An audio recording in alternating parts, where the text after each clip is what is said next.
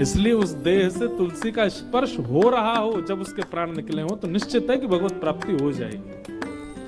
लेकिन अगर व्यक्ति ने केवल तुलसी पहनी, नियमों का पालन नहीं किया, नियमों का पालन मतलब एक ही नियम है तुलसी जी का, क्या कि तुलसी धारण करने के बाद कंठ से नीचे अपवित्र वस्तु नहीं जानी चाहिए आपके मुख में।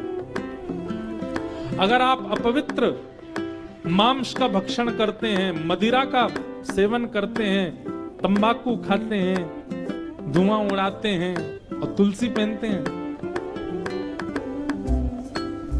तो तुलसी नहीं फिर काष्ठ है। और मृत्यु के बाद में तुलसी का अपमान करने का दंड और मिलेगा। इसलिए एक जगह मुझसे एक व्यक्ति पता क्या बोला, महाराज जी मैं तुलसी पहनता हूं पर मैं कॉलेज में पढ़ता हूं, बच्चों के साथ कभी कभी खाना पीना पड़ता। मैंने कहा हे भाई तू क्यों पहनता है तुलसी? बोले नहीं, जब खाने पीने जाते हैं तुलसी उतार देता हूं। मैंने कहा वाह, उससे क्या होता है? बोले कम से कम कंठ से तुलसी तो नहीं स्पर्श होती। मैंने कहा ये तो वही बात हो गई कि ब्याह में मंगलसूत्र पहना था बहू ने, लेकिन मंगलसूत्र उतारने से ब्याह थोड़ी टूट जाएगा, वो तब भी विवाहिता ही मानी जाएगी। कभी कभी मंगलसूत्र साइड रखने से क्या वो उसका ये समझ लें कि अब उसका ब्याह नहीं है, ब्याह तो हो गया। अब चाहे मंगलसूत्र धारण करे चाहे नहीं, एक बार कंठी अगर गले में पहन ली तो मतलब आप वैष्णव हो। उसके बाद आपकी खान पान की शुद्धता अगर नहीं है, दंड तो मिलेगा। इसलिए तब तक तुलसी जी मत पहनिए जब तक आप अपने चित्त पर ये भरोसा ना कर लें कि हाँ हम अपने भोजन और भजन और पान को शुद्ध कर सकते हैं।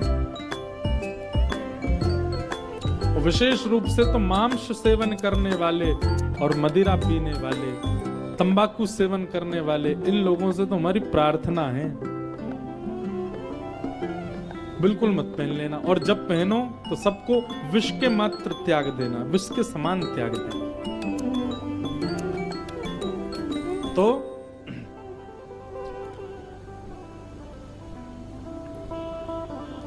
हम जीवन भर कुछ भी करें पर अंतिम क्षण में हमारे मुख से जो शब्द उच्चरित होता है, हमारे चित्त में जो होता है, हमारे मन में जो होता है, उसी से हमारी गति निश्चित होती है।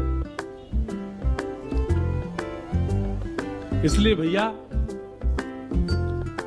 हर दिन ठाकुर जी से एक प्रार्थना करो, क्या कि नाथ जब मेरे प्राण निकलने वाले हो ना, आप मुझको अभी बिल्कुल मत मिलना।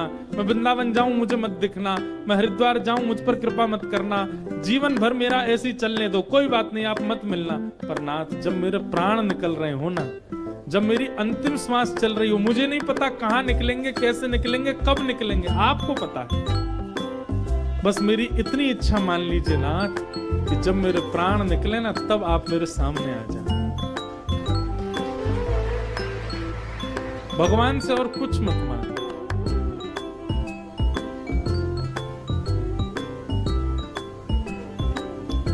भक्तमाल जी की कथा में एक प्रसंग ऐसा भक्तमाल जी के विषय में सुनाया जाता है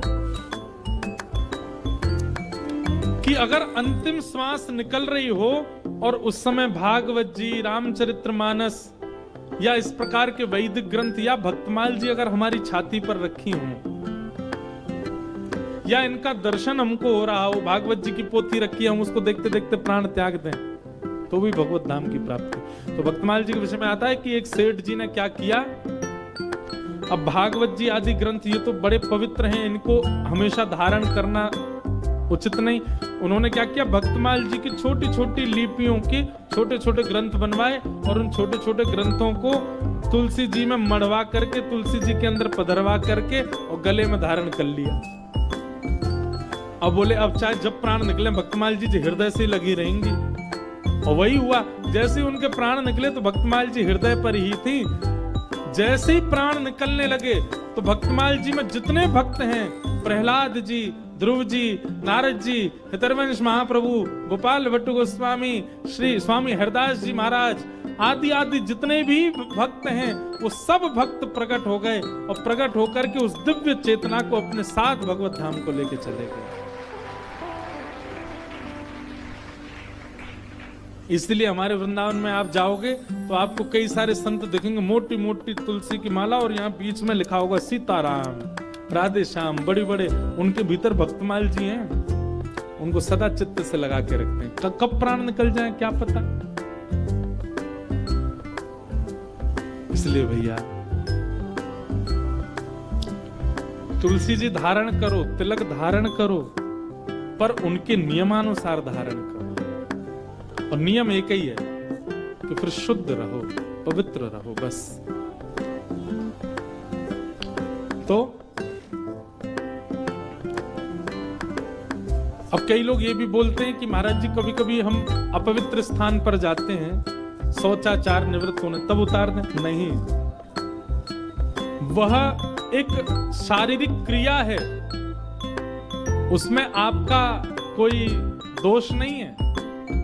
वो शारीरिक क्रिया, ऐसे तो घर में भी तो झाड़ू लगाते हैं, उसको भी साफ करते हैं हम। ठीक वैसे ही तन जो है, तन के भीतर भगवान रहते हैं। तन भी एक स्थान है भगवान का, तन भी देवालय है। उस तन को हम साफ मात्र कर रहे हैं। उस समय ये भावना नहीं रखनी कि हमको उसका त्याग, वो एक शारीरिक धर्म है।